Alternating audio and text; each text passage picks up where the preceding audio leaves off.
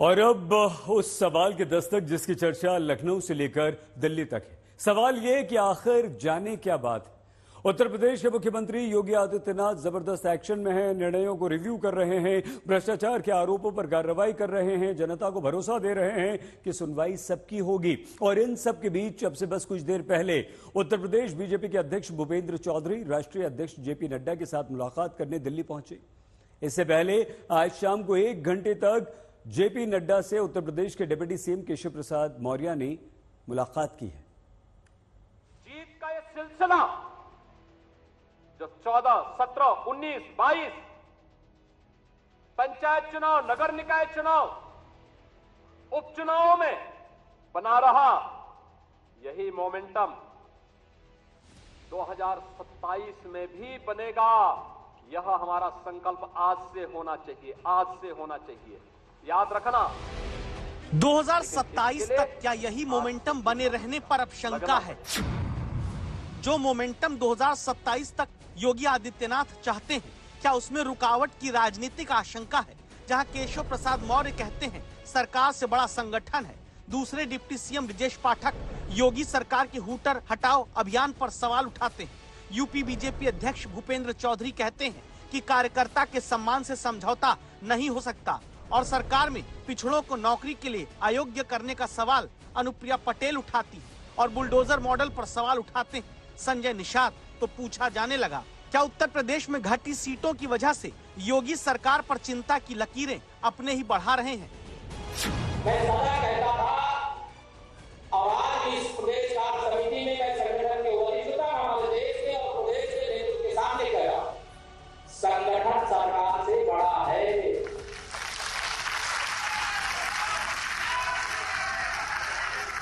संगठन से बड़ा कोई नहीं होता है। चुप्पी साध कर होती उत्तर प्रदेश बीजेपी की सियासत में जैसे किसी राजनीतिक तूफान से पहले की ये शांति है। सवाल की वजह समझिए। केशव प्रसाद मौर्य अगर सरकार से बड़ा संगठन की बात कहते हैं तो कहा यह भी जाता है कि अति आत्मविश्वास का खामियाजा उठाना पड़ा। अगर कहा यह जाता है कि कार्यकर्ताओं के सम्मान से समझौता नहीं होने देंगे तो जवाब ये भी आता है कि विपक्ष जब झूठ फैला रहा था तो सुबह शाम फोन पर मैसेज करने वाले उस झूठ को रोक क्यों नहीं पाए। अगर बीजेपी की बैठक में कहा यह गया कि हार की वजह से कार्यकर्ता का जो दर्द है वही मेरा दर्द है, तो जवाब ये भी आया कि बैकफुट पर किसी को आने की कतई कहीं कोई आवश्यकता है नहीं। भारतीय जनता पार्टी के कार्यकर्ता को किसी भी स्थिति में बैकफुट पर आने की आवश्यकता नहीं है, किसी भी स्थिति में नहीं है। उत्तर प्रदेश में मुख्यमंत्री निश्चिंत है, बैकफुट पर नहीं जाने वाले ये साफ कर चुके हैं, बता चुके हैं कि एक बदलते हुए उत्तर प्रदेश को गढ़ने में जुटे हैं। याद करिए 2022 का विधानसभा का चुनाव, विपक्ष उछल कूद कर रहा था। चुनाव के तत्काल बाद आपने देखा होगा कैसे मारपीट पर उतारू हो गए थे और तब हर कार्यकर्ता इस बात को सोचता था कि वास्तव में हमारी सरकार का माफिया मुक्त उत्तर प्रदेश का अभियान इन्हीं गुंडों के लिए है और उस उत्तर प्रदेश को आप सबके सहयोग से आज माफिया मुक्त करने में हमें सफलता प्राप्त हुई। याद करिए उत्तर प्रदेश के अंदर सुरक्षा का ये वातावरण आपको आज देखने को मिल रहा होगा। सुरक्षा का वातावरण बताते मुख्यमंत्री और उसमें यूपी के भीतर पार्टी में असुरक्षा की आशंका उठाती राजनीति का सवाल कहां से आ गया। वास्तव में हमारी सरकार का क्या इसलिए क्योंकि उप मुख्यमंत्री केशव प्रसाद मौर्य दिल्ली पहुंचे हैं। दिल्ली में बीजेपी अध्यक्ष जेपी नड्डा से केशव प्रसाद मौर्य मुलाकात करते हैं और इस मुलाकात का मतलब क्या यूपी में बीजेपी कार्य समिति की बैठक के बाद केशव प्रसाद मौर्य को दिल्ली बुलाया गया है। क्या जो बयानबाजी सरकार को लेकर पार्टी के भीतर की गई उस पर केशव मौर्य से बातचीत होनी है। क्या 10 सीटों पर उपचुनाव से पहले उत्तर प्रदेश में बयानबाजी वाली सियासत पर रोक लगाने के लिए केशव मौर्य दिल्ली बुलाए गए हैं।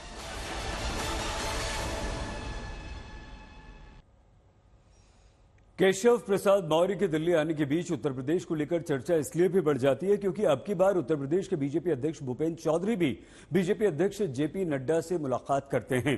तो क्या आगे और भी नेता दिल्ली बुलाए जा सकते हैं बातचीत करने के लिए, यह भी एक सवाल है। और इस सवाल के बीच उत्तर प्रदेश में होते घटनाक्रम पर गौर करना बहुत जरूरी है, जहां हार के कारणों में एक पैटर्न दिखाई देता है और साथ ही यह भी दिखता है कि जहां इस बार बीजेपी का उत्तर प्रदेश में दलित पिछड़ों का वोट घटने से सीट घटने की बात कही जाती है, वहां सिर्फ बीजेपी नहीं बल्कि बीजेपी के साथी दल के नेता भी सरकार की कुछ कदमों पर सवालों की दस्तक देते हैं। जो आम होगा वही राजा भी होगा। यूं तो ये बात मुख्यमंत्री ने आम महोत्सव में कही, लेकिन यही बात खास है क्योंकि आम आदमी के वोट से ही सत्ताधारी चुने जाते हैं और उसी आम आदमी आम कार्यकर्ता को लेकर सवाल अपनी ही सरकार से बीजेपी के भीतर उन्हीं के अपने पूछने लगे। डिप्टी सीएम केशव प्रसाद मौर्य कार्यकर्ता का सवाल उठाते हैं, केंद्रीय मंत्री अनुप्रिया पटेल पिछड़ों को नौकरी का सवाल उठाती है, राज्य में मंत्री संजय निषाद बुलडोजर एक्शन पर सवाल उठाते हैं, जौनपुर से हारे कृपाशंकर सिंह कार्यकर्ताओं की उपेक्षा की बात करते हैं, योगी राज पार्ट 1 में मंत्री रहे मोती सिंह थाने कचहरी में भ्रष्टाचार का सवाल उठाते हैं, कन्नौज से हारे सुब्रत पाठक अधिकारियों की मनमर्जी का सवाल उठाते हैं। ये सारे सवाल किससे और किस लिए? क्या सवाल उठाकर उत्तर प्रदेश में जहां योगी मॉडल पर प्रश्न चिन्ह अपने ही नेता लगा रहे हैं, उसी में नया नाम जुड़ता जा रहा है।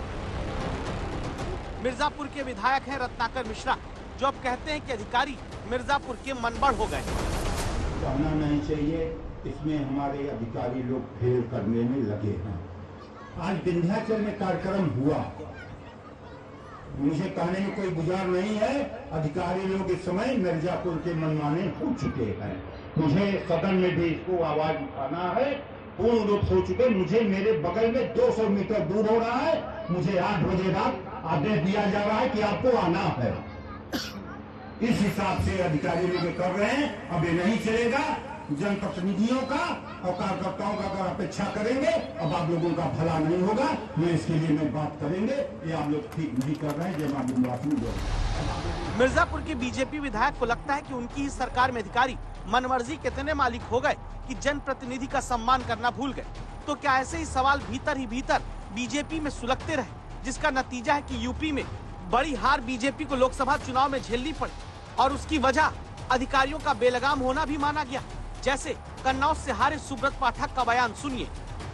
उनके शासनकाल में जिस प्रकार से नियमों के विरुद्ध और नियमों को तोड़ते हुए लोगों को उपकृत करने के लिए जिस प्रकार से भर्तियों में खासकर निचले स्तर की और ऊपर वाली भर्तियां भी प्रभावित की गई कहीं ना कहीं, तो कुल मिलाकर एक बड़े तादाद में अपने लोगों को भर दिया। आज पुलिस में भी वो लोग हैं, आज वो नीचे राजस्व में भी वो लोग हैं।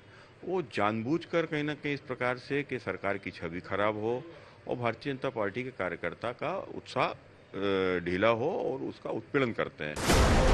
अधिकारी बेलगाम है तो निशाना क्या सीधे 5 कालिदास मार्ग है? क्योंकि जहां पिछले 7 साल से ज्यादा के वक्त में योगी मॉडल सख्त प्रशासक की छवि के साथ सामने आया, वहां अपनी सरकार पर निशाने लगाने का क्या कोई सियासी पैटर्न भी दिखता है? गौर करिए। लोकसभा नतीजों के बाद से जो भी बयान यूपी में सामने आते हैं, उनमें कार्यकर्ता की उपेक्षा, अधिकारियों की मनमर्जी, जनप्रतिनिधियों का अपमान, थाने कचहरी में सीधे सुनवाई नहीं जैसी बातें सबसे ज्यादा सामने आई हैं। इसमें एक नया नाम वाराणसी से विधायक त्रिभुवन राम का भी आ जाता है। कार्यकर्ताओं का सम्मान सर्वोपरि होना चाहिए, ये मेरा भी मानना है। आपको लगता है कोई बदलाव की भी जरूरत है? बदलाव तो परिवर्तनशील तो पूरी दुनिया है, इसलिए बदलाव हर जगह होना चाहिए। कोई न कोई संगठन में जो अगर परिवर्तन होता है तो अच्छे के लिए होगा। ये पार्टी के शीर्ष नेतृत्व का निर्णय का मामला है, इस पर हम कोई चर्चा नहीं कर पाएंगे। कार्यकर्ता की उपेक्षा के आरोप के बीच योगी सरकार को घेरने में क्या पिछड़े नेता भी आगे आए? जैसे पहले याद करिए, अनुप्रिया पटेल ने 27 जून को एक चिट्ठी सीधे मुख्यमंत्री को लिखी। आरोप ये लगाया कि आरक्षित पदों पर भर्ती में इस वर्ग के लोगों को अयोग्य लिखकर खारिज किया जा रहा है। इसके बाद संजय निषाद ने 29 जून को निषादों को आरक्षण के मसले पर सवाल उठाया। निषादों का आरक्षण माननीय योगी जी बहुत बार उठाते रहे सदन में जब वो सांसद थे, लेकिन सदन में उठाते रहे कि निषाद जो है आरक्षण के हकदार हैं, और उसमें इनको विसंगति हुई जब विपक्ष में थी। लेकिन पक्ष में आने के बाद इस पर चर्चा न होना, एक उदासीनता आती है तो लोगों को उपेक्षा महसूस होती है कि हमें तब कहा गया और आप उपेक्षा महसूस हो रही है।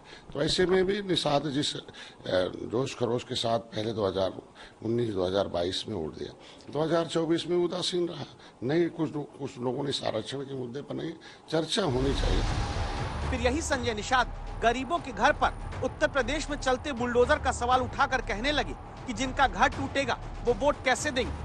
अब इस समय बुजुर्गों का घर गिराएंगे, बुलडोजर लगाएंगे, 90 साल से बैठा हुआ आदमी, गंवार आदमी है, गरीब आदमी है, उसके लिए सरकार हम लोग है ना, तो कानून का सहारा लेकर उसको बुलडोजर लगाएंगे। इसके बाद केशव प्रसाद मौर्य आ जाते हैं तो दस्तक देता प्रश्न ये है, क्या यूपी में पिछड़े वर्ग से आने वाले नेताओं का एक गोल धीरे धीरे तैयार हुआ जो सवाल अपनी सरकार से उत्तर प्रदेश में पूछता है, और अगर हाँ तो फिर इसका मकसद क्या है।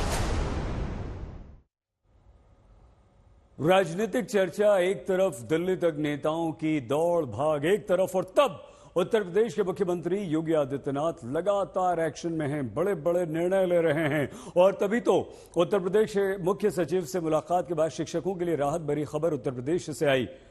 शिक्षकों का डिजिटल अटेंडेंस सिस्टम 2 महीने के लिए स्थगित कर दिया गया। लाखों सरकारी शिक्षक डिजिटल हाजिरी वाली व्यवस्था का विरोध कर रहे थे। अब इसमें रोक के साथ एक एक्सपर्ट्स कमेटी बनाई गई जो इन 2 महीनों में शिक्षकों के मुद्दों पर विचार करेगी। दूसरा एक्शन भ्रष्टाचार को लेकर हुआ। मुख्यमंत्री योगी आदित्यनाथ ने आईएएस ऑफिसर देवी शरण उपाध्याय को सस्पेंड कर दिया। अलीगढ़ में पट्टों के आवंटन में गड़बड़ी सामने आने पर योगी आदित्यनाथ ने ये कड़ी कार्रवाई की। वहीं कल मुहर्रम से पहले ही योगी आदित्यनाथ के निर्देश पर हर जिले में शांति से सब कुछ संपन्न कराने के प्रयास में प्रशासन जुट गया है।